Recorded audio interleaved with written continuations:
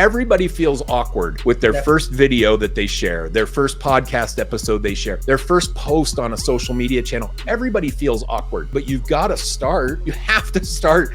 Most of the time, people have this one thing in themselves, like, okay, something is not happening in my business, and they just doubt on themselves. So how did you develop trust in that point of time? When I got my job at Fox, I thought, oh my gosh, I'm getting this job at this multi-billion-dollar entertainment industry, Hollywood. It was all exciting, and I was scared. You run an agency for like 13, 15 years or more than that in your agency business. So agency owner, entrepreneur who have customers like this, how they can retain their clients? The more that AI becomes the source of content, the more I'm going to do video content, because this kind of authenticity is real. You're never going to find AI content that I'm sharing. I'm never going to write an email newsletter using AI. I will write the article, every word myself, and make it authentic and real.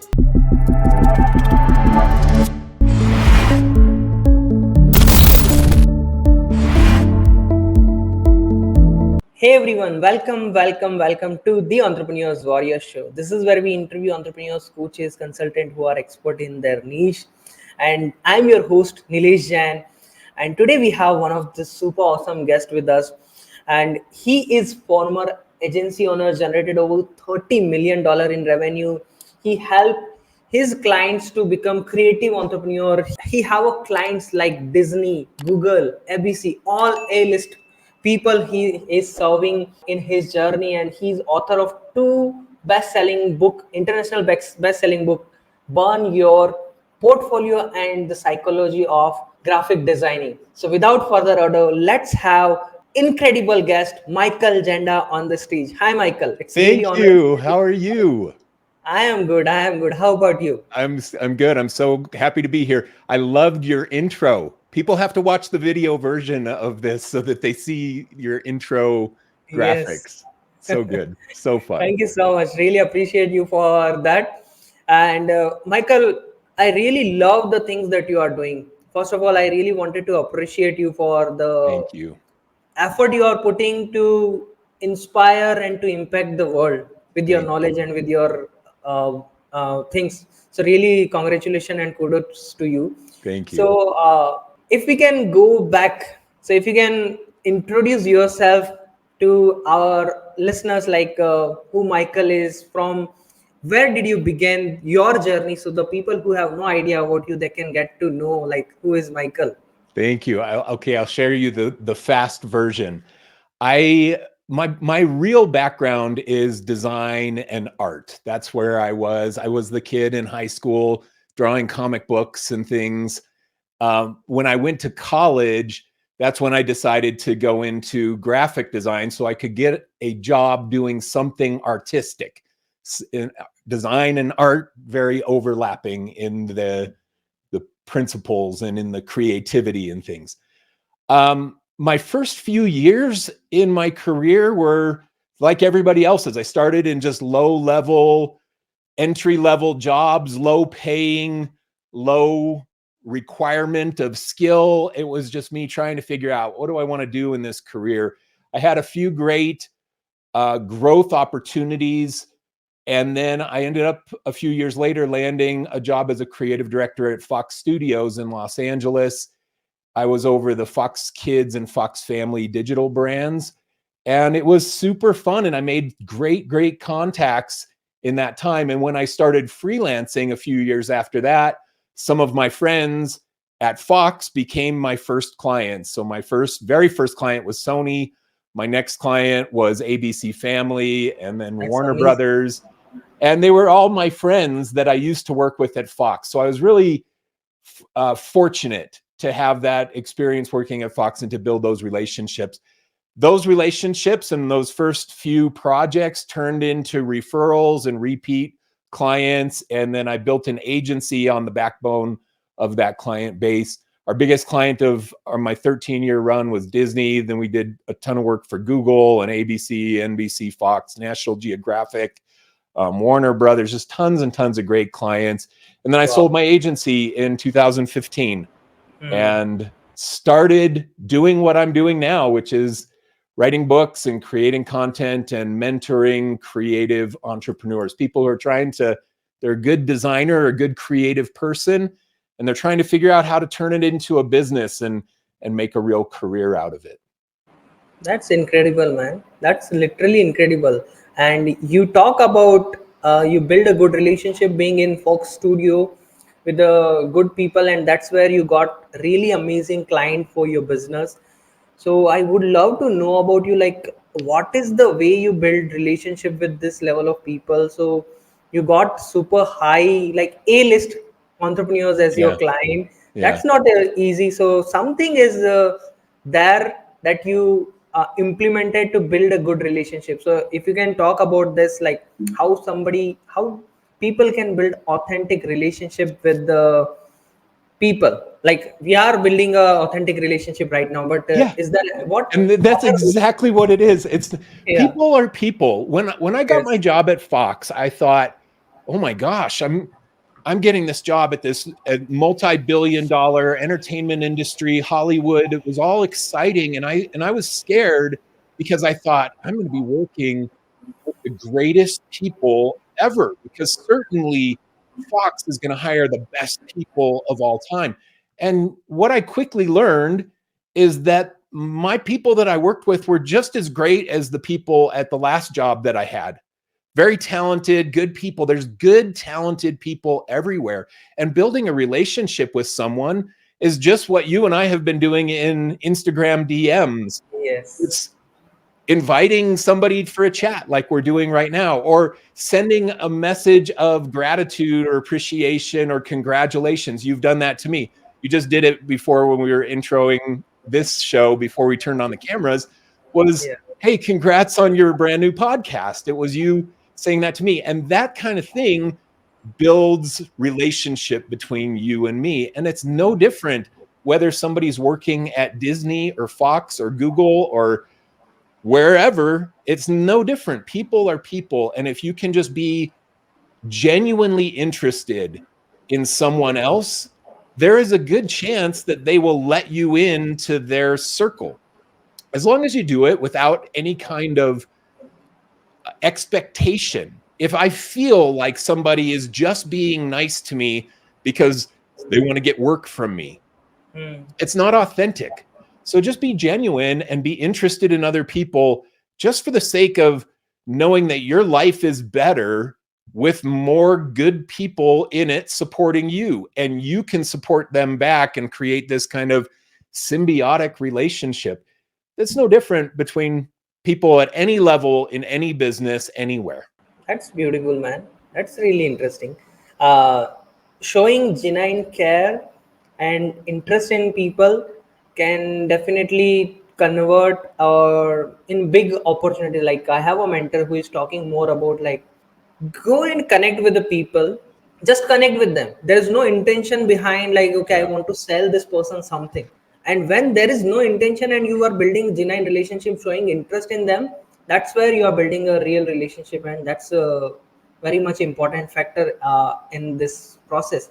Yeah. Thanks for sharing this, and also I want to talk with you like you say when you are talking you sell your agency in 2015. So what was your feeling behind selling it? Because you build it from scratch. Yeah. It's like your own kid whom you grow from, you bond and give him a birth from Yeah. zero to another level, next level, and you sell it. So how was your feeling at the time of selling it?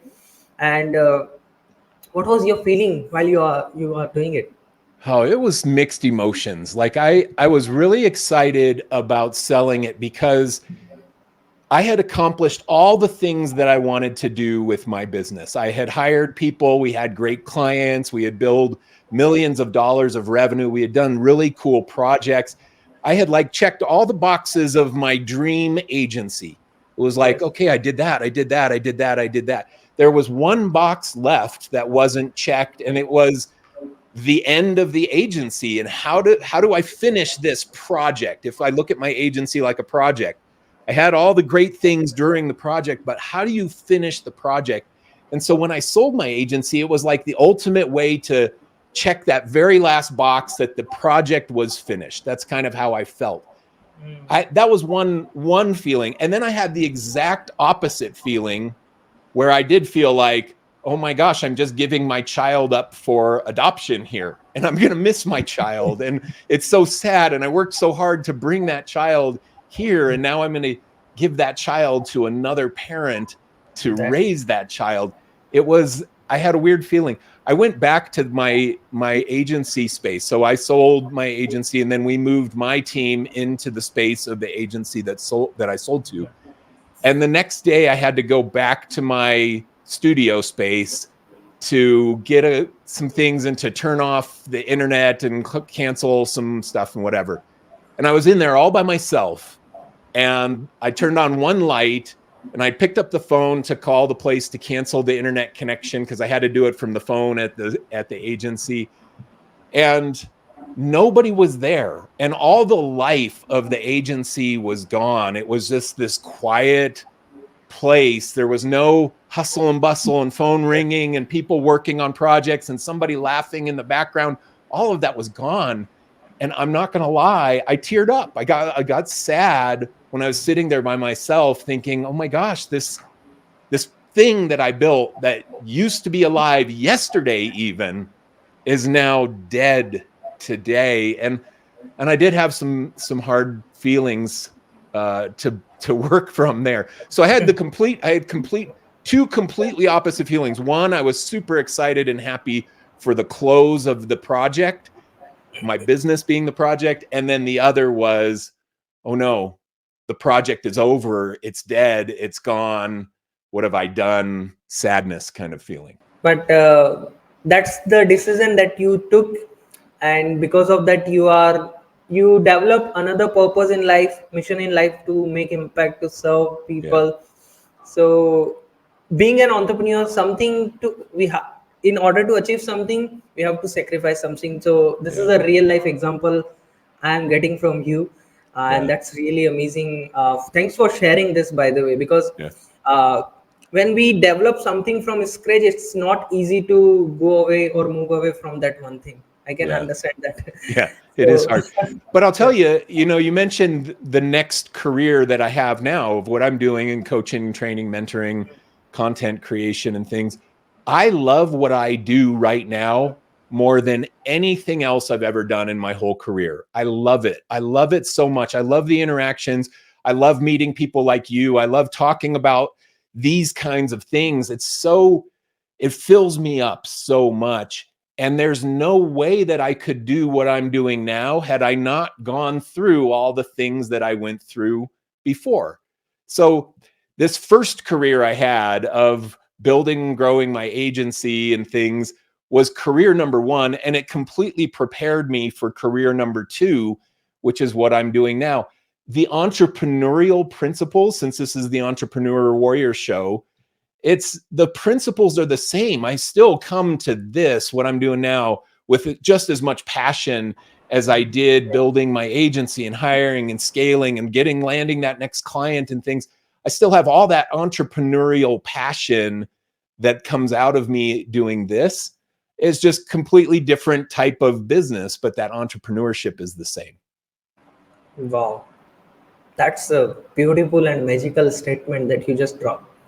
Amazing. Thank you. And you raise your entire agency bootstrapped. Most of the entrepreneur nowadays, like, okay, I wanted a venture capital, I wanted an investment, I wanted people who can invest in my business, but you build your entire business on bootstrap. So if you can share more about it, like how exactly you did it, is there any challenges you got in between, like financial things happened in the process of it, and how did you manage that everything on bootstrap? Yeah, that's a good question.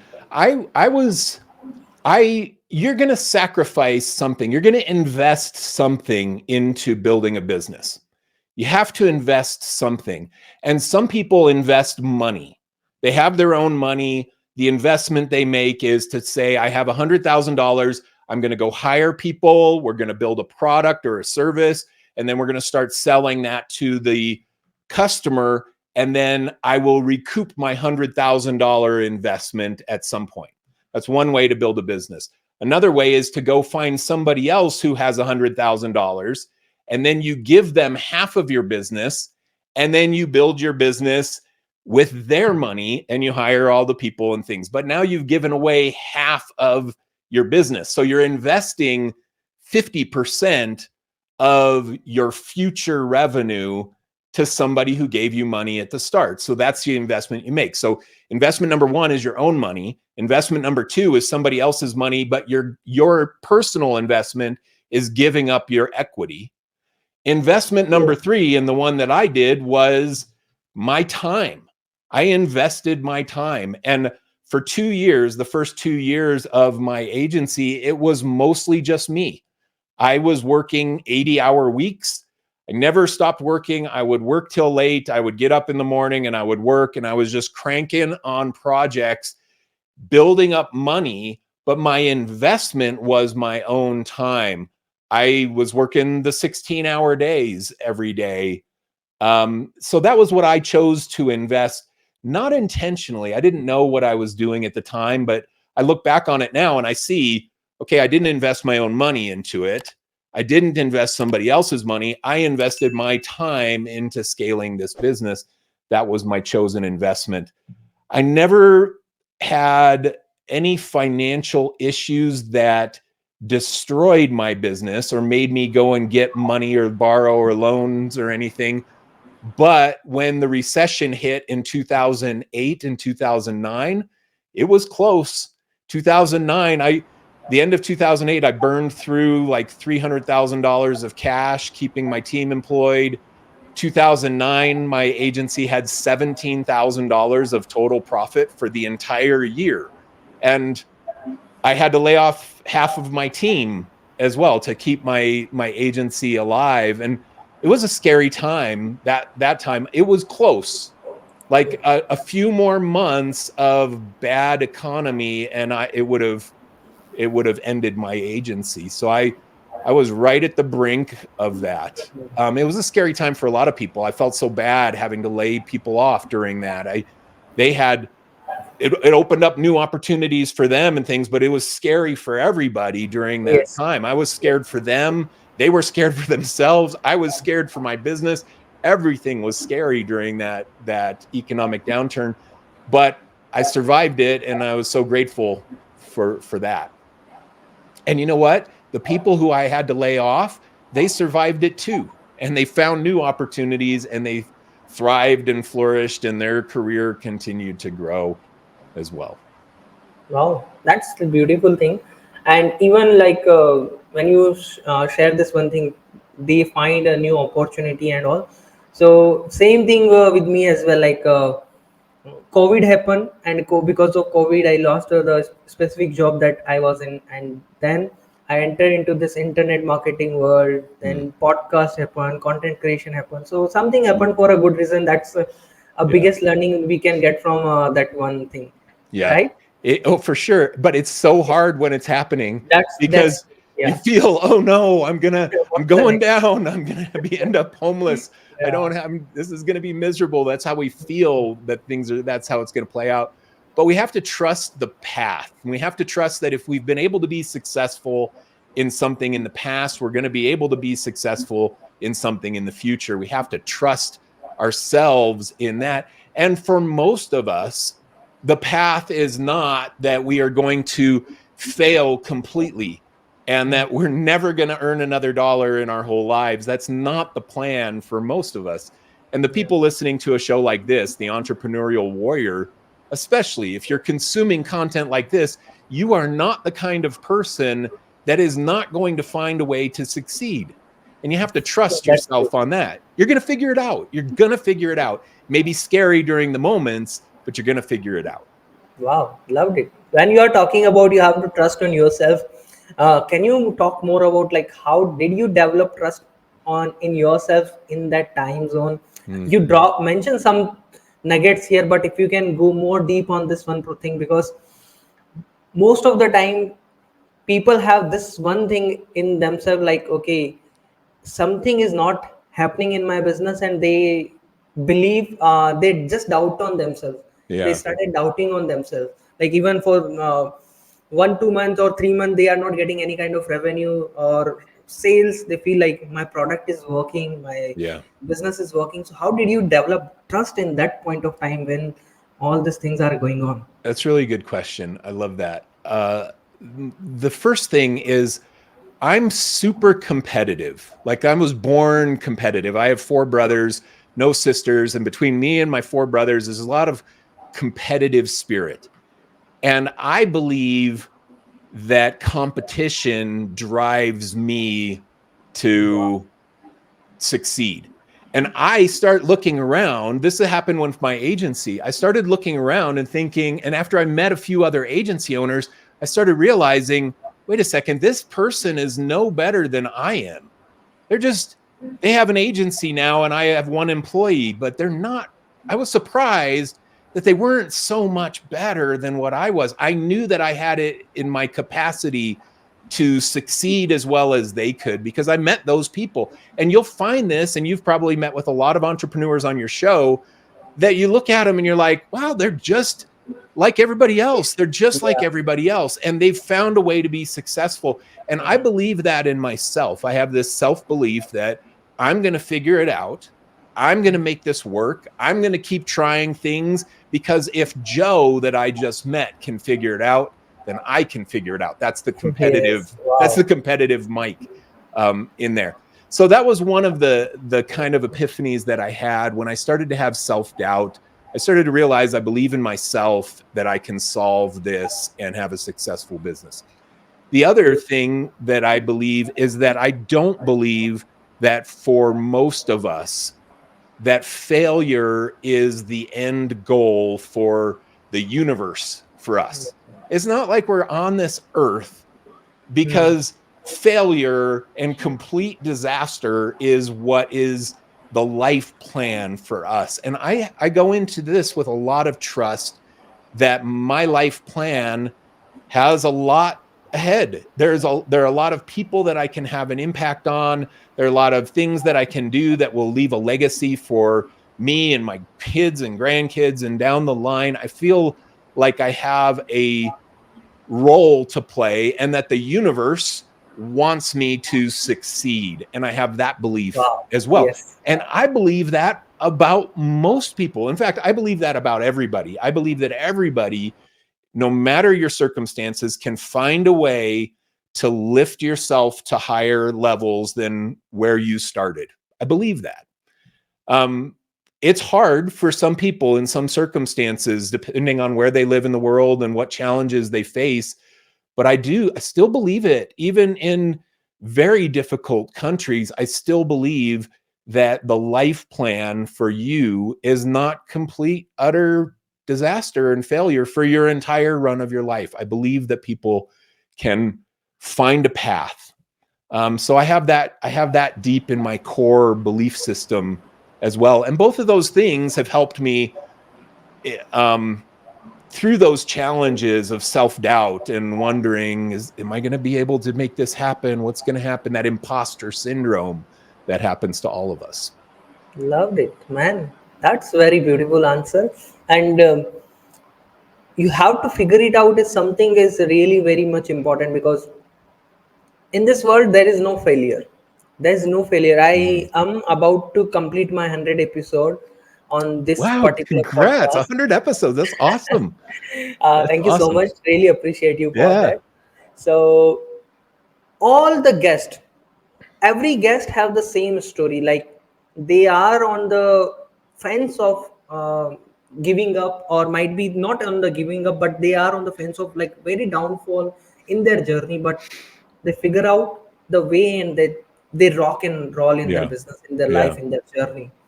So there is no failure in the world. All is how you can bounce back. Yeah. Yeah. It has a lot to do. Our life success has a lot to do with how we bounce back from Yes, those bad moments. And we all get the bad moments. We all get definitely. those. Yeah. That's incredible. Thank you for sharing this one thing. Really amazing. And also, like, being you have a you run an agency for like 13, 15 years or more than that in your Mhm. agency business, one most important factor in agency business or even in any business is a client retention.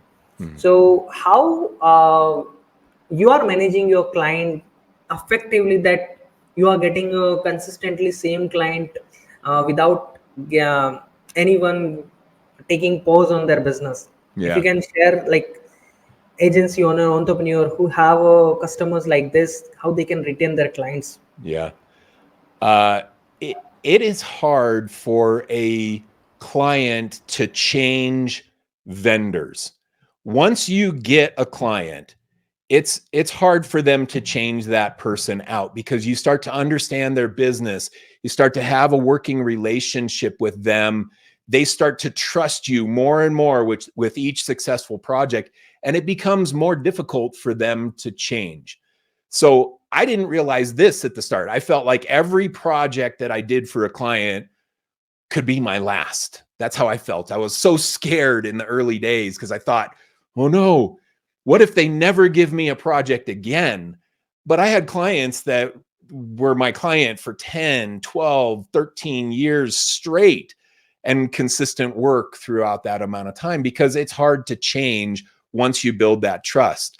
Now, how do we retain them and build that trust over time? You have to be in front of these people. It has to be a relationship that you're creating with someone that is not just you emailing them and them emailing you back and forth on emails. That's no relationship.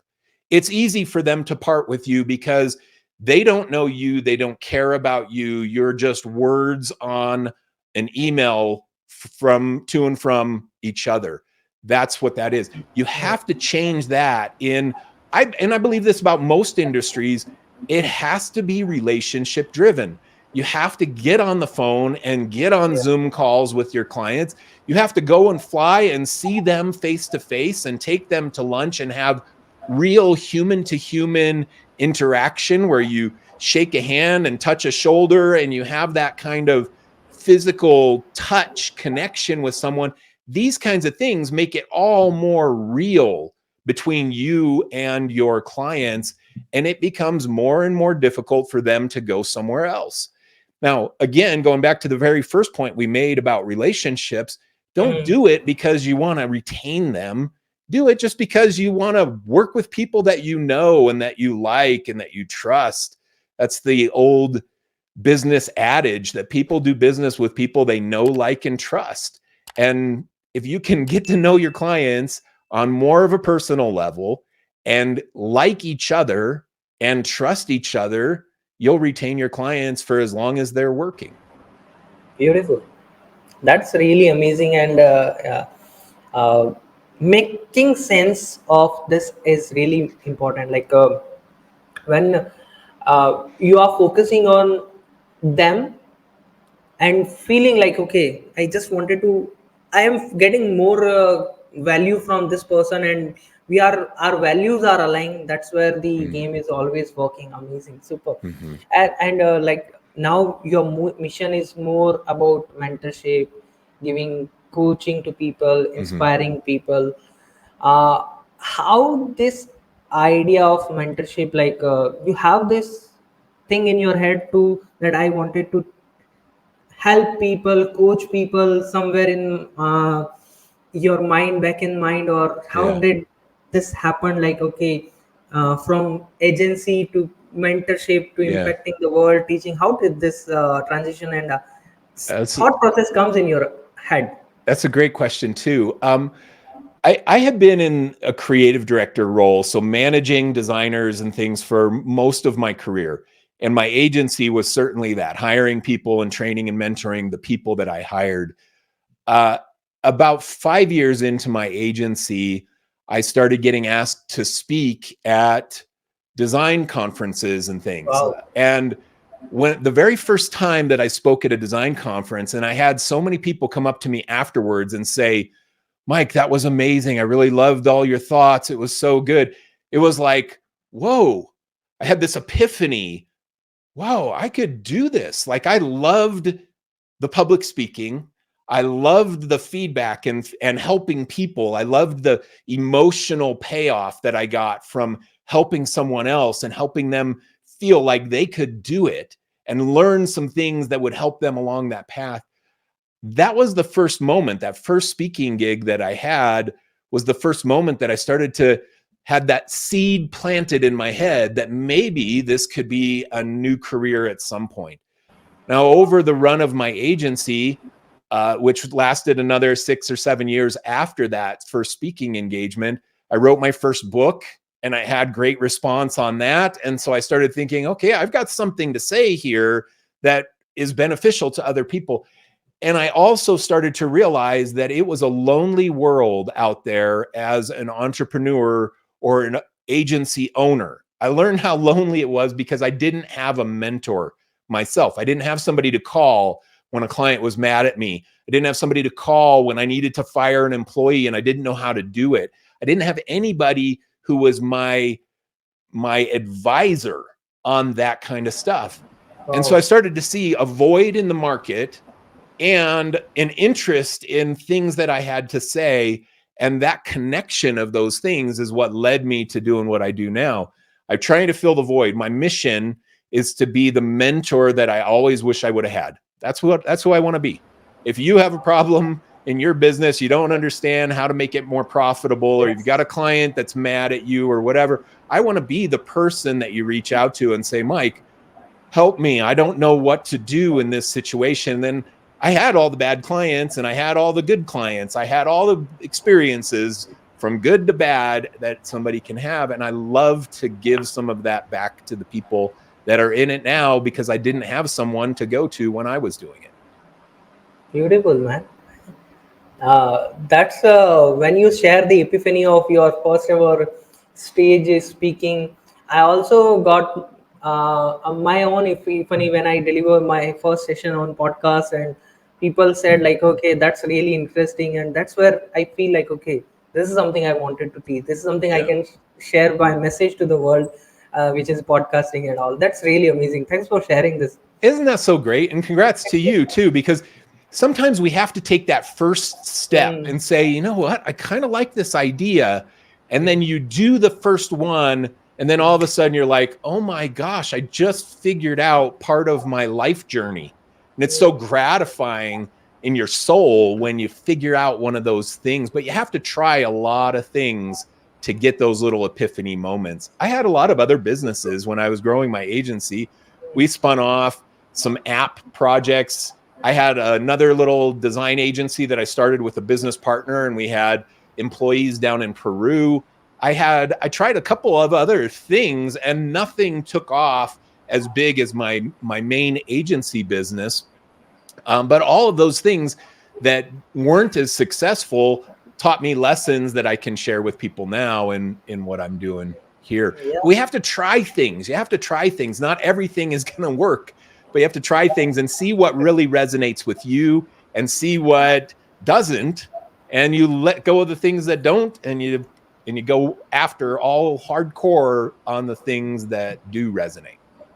That's really powerful. That's really makes sense, because when I begin the podcasting journey, I just begin for connecting with like-minded entrepreneurs, discussing with them. I didn't have a thought like I'm going to teach this process to people. I'm going to share, create a coaching around it. But that's really that's where we find like, okay, I am now finding my mission, that okay, I wanted to create this, I wanted to create that. That's really beautiful thing you just share, and it remind me like, okay, this is some same epiphany I have in the journey of this process. Super. Thanks for sharing. Thanks. So when you are teaching to all of the entrepreneurs, agency owners, freelancers, what kind of daily activities they need to keep in their business for grow on daily basis? Like what's daily activity or rituals they have to follow to grow their business? Yeah, that's a great question.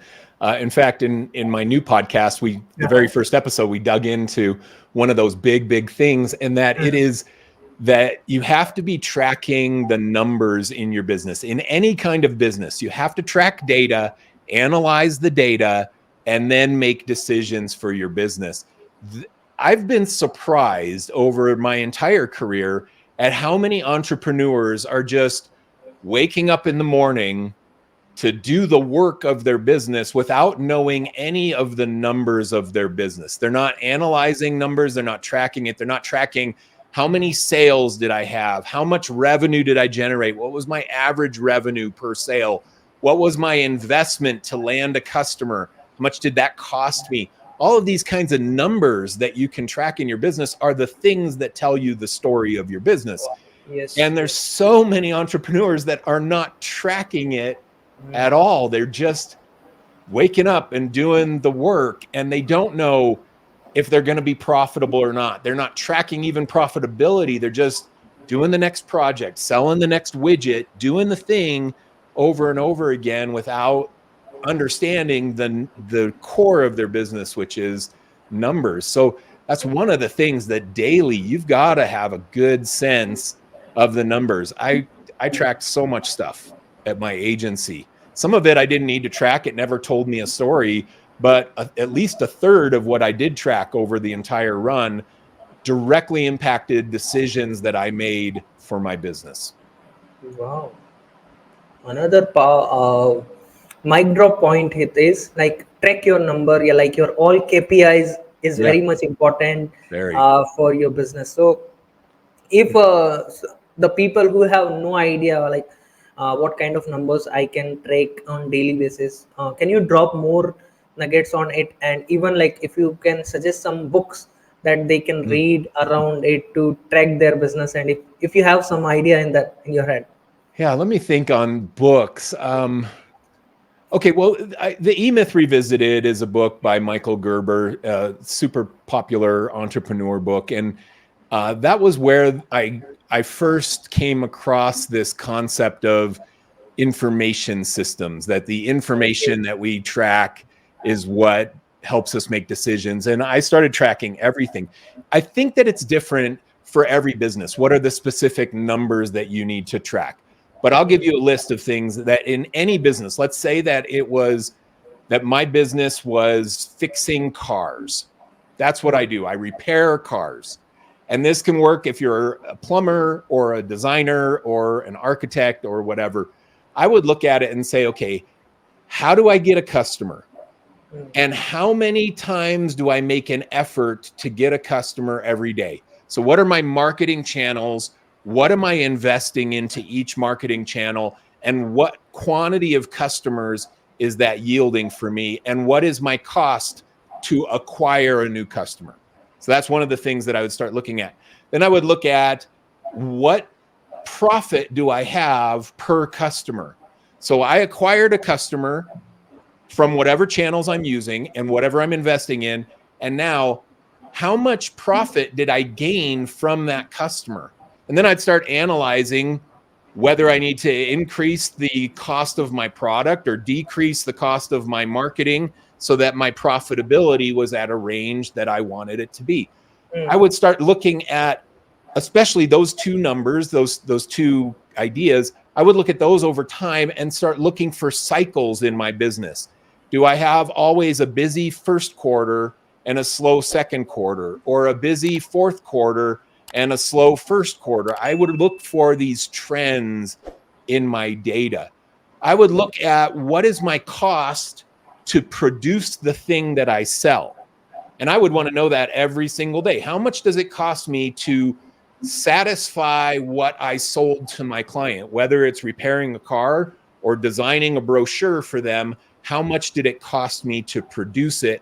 And am I charging enough to have profitability on that? And you can do that across every type of service that you offer. If you're repairing cars, what is your cost to change the tires and or change the oil or fix the alternator or whatever it is? What is your cost to do that? And how much are you charging the client? What's your profit margin on every single service that you offer to your client? You have to start tracking all those things. My recommendation to people is just open a spreadsheet right now and think up every type of number that you can think up for your business. What do you want to know? I want to know how many proposals I send every month. I want to know how many proposals I win every month. I want to know how many people I reach out to every month. I want to know how many people call me every month or every week or every day. I want to know, if you're a restaurant, I want to know how many people came in for lunch every day. I want to know how many people came in at dinner time every day. That's what I want to know. I want to know every number I can think of and start tracking all of it. Like, there's no number that you shouldn't start tracking. There will be some that you throw away, but should be any idea that pops in your head, start tracking it, and then decide later if it's valuable or not to you. Man, that's incredible. Like, guys, if you are still here, make sure you can repeat this. Just take a pause or write down all the notes, all the pointers that is just shared by Michael, because this is a golden nugget. It's not just thing randomly. That's the reason it's a kind of a masterclass.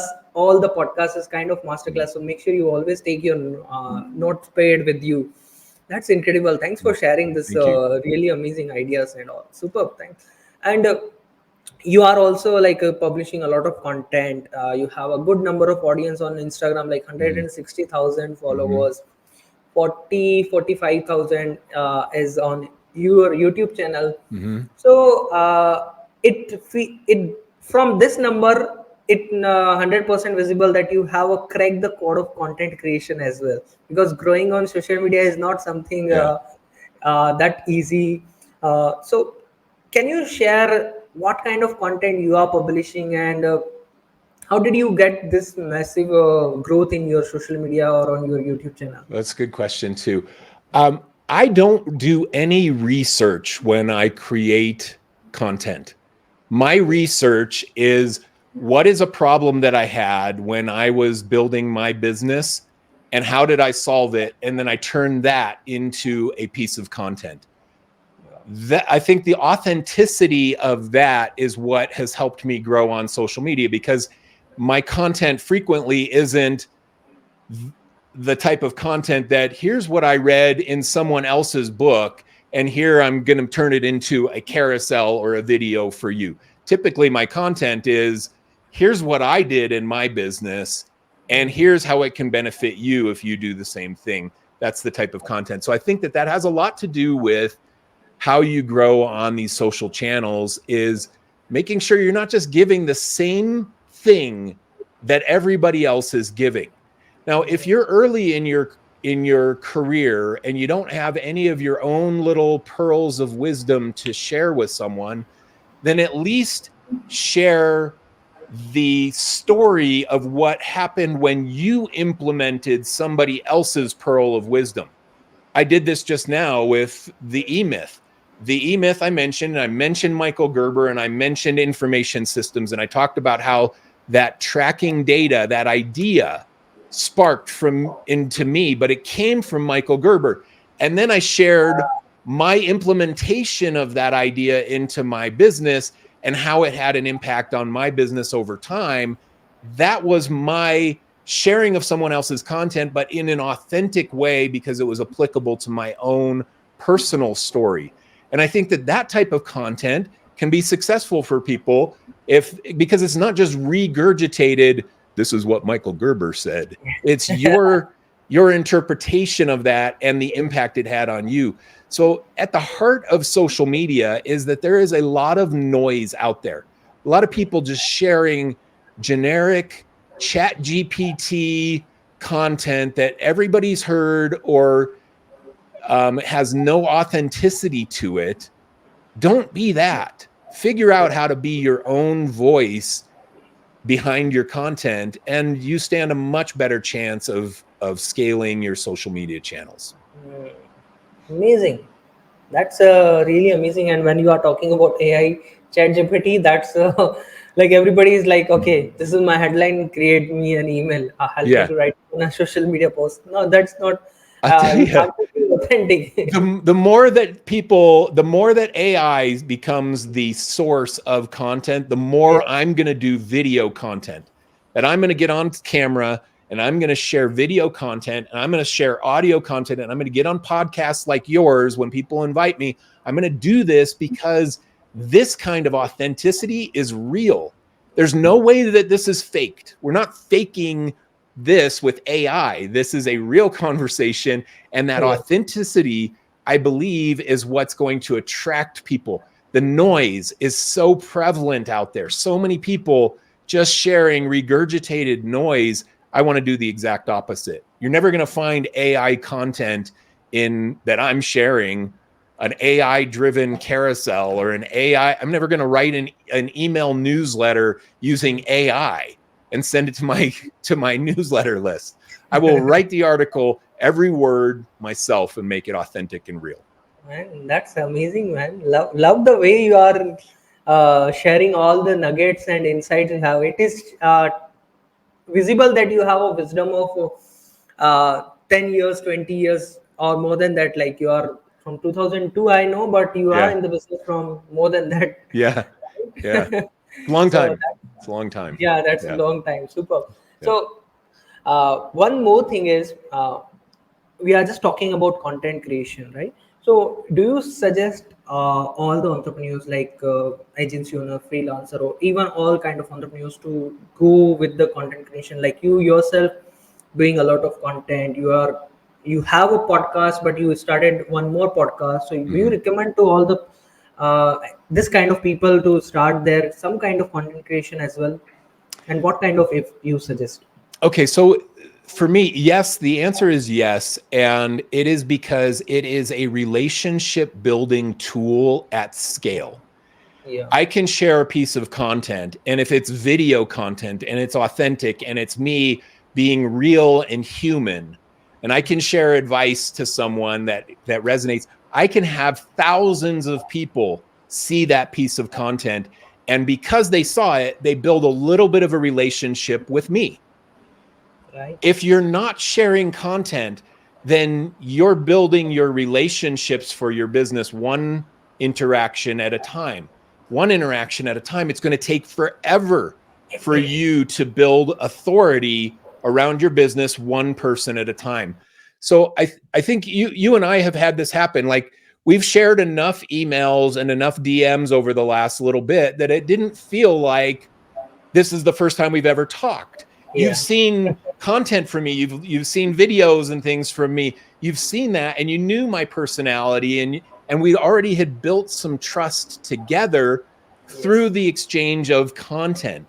And you've done this, I'm sure, with tons and tons of your other guests that you've had on your show. It's that same kind of thing. They're probably sharing content, which is why you invited them on, and you watched some of their content and you were like, that person seems like a nice person. Seems like they have a lot to share. I want to invite them onto my podcast because you trust them. Why do you trust them? Because they created content that built a trusting relationship with you, even though they don't even know who you are until you first reach out. That's This same principle is why I recommend that entrepreneurs of any type choose one channel and start creating content on a regular basis. Now, it can be once a week, you write a blog article. That can be your piece of content. It can be once a week, you create a little YouTube video. That can be your piece of content. It could be every day you post an Instagram reel that you're just talking about your business and talking about things happening. It could be that. Choose the channel that lights you up the most and then start a plan to create content on it consistently. You're going to have to do it. You have to do it. It's that's 2024 right now. You have to it. do it. These channels aren't going to go away, and it allows you to build trust at scale with potential customers. Wow, definitely, and you have to do it, man. You have to do it. You have to Yeah, do it because there's no other way. everybody else is. That's the problem. All Uh, your competitors are doing it. Your competitors are doing it, and they're gaining trust of your same potential customer because they're doing it and you're not, and they're going to win and you're not because you're not building trust at scale. Loved it. That's a eye opener for a lot of people if they are not doing it. That's awesome. Okay, Yeah. Nilesh, how did you feel? I'm going to ask you a couple questions. So, how did you feel the very first time you ever did a podcast? This is your 100th episode, or you're getting close to 100 episodes? I'm getting close to 100. Yeah. How did I feel Yeah. when I How did did you my feel first? confidence wise? Did you feel confident? Did you think it was going to go good? What did you think? Oh man, I feel like it transformed my entire life. Yeah. my entire business. Were you nervous the first time you did it? Definitely. Yeah. Even like I'm not that much confident in English communication because it's not my first conversation is Yeah. language. But so my first podcast was like I'm talking. I don't know what I'm talking at all. And Yeah. if I go and watch that first podcast, I can smile, I can laugh a lot crazily, but over the period of time, it transformed everything for me. Yeah. So that's how Okay. it. So how's your confidence level now? Like you got on our podcast today. How did you feel today in comparison to the very first podcast that you ever did? I can say I am more confident than the first ever podcast I did. Yeah. I definitely can say. And you never get to podcast number 100 if you don't go through podcast number 1. Everybody feels awkward with their Definitely. first video that they share, their first podcast episode they share, their first newsletter article that they share, or blog article that they share, their first post on a social media channel. Everybody feels awkward. Everybody does a bad job the first few times. And then it gets better and better and better with every one that you do. But you've got to start. You have to start. You have to start. I'm sorry to be the bearer of bad news to some people who might be watching this, that you want it to go away. It is not going away. You're already late to the game. You have to choose a channel and start sharing content about your business on that channel so that you can build authority for the future. Wow. Yes, man. And guys, this is a your legacy building thing as well, because Yeah, it's it not is going legacy anywhere. building. Yeah. It's not going anywhere. Even like you are going from the world once in a, definitely, but your content is always be available here, so people is going to consume evergreen if it is evergreen content. Yep. That's beautiful. Lovely. Yeah, evergreen podcasts and YouTube and blog articles, newsletters, those things that are evergreen will last. Lovely, man. Yeah. Time has its own limit, but talking with you was like, oh, it's too much, too much Oh, knowledge. so But fun. yeah, It's so it's fun. so much fun. But we have one question, Okay. which is, what is the one thing you are, or what is the things you like out of the business, not Oh, in the business? out of the business? Yeah. Oh man, I love to lift weights. I lift weights. I Okay. love to play guitar. I love to go to the beach. I like to watch Netflix on my iPad to chill out. I love to sit on my hammock. I these are the kinds of things I love to play with my kids. My youngest is 12 years old. We play NBA 2K sports on a PlayStation and have so much fun playing with him. Wow. So these are the kinds of things that I love outside Loved it. of what we're doing. Loved it. Thanks for sharing. Guitar is something I wanted to learn from a long time, but I didn't take initiative. But Yeah. I will do it as soon as possible. Thanks a lot, Michael, for being here and Thank you. sharing a lot of nuggets, your wisdom with us, with our listeners. Thanks so much once again. Where do people can find and connect with you? You can find me at michaeljanda.com. That has links to all of my stuff. And my primary social media channels are Instagram and YouTube, which I'm at Morejanda, MoreJanda on those two platforms. Awesome, awesome. And thanks a lot once again.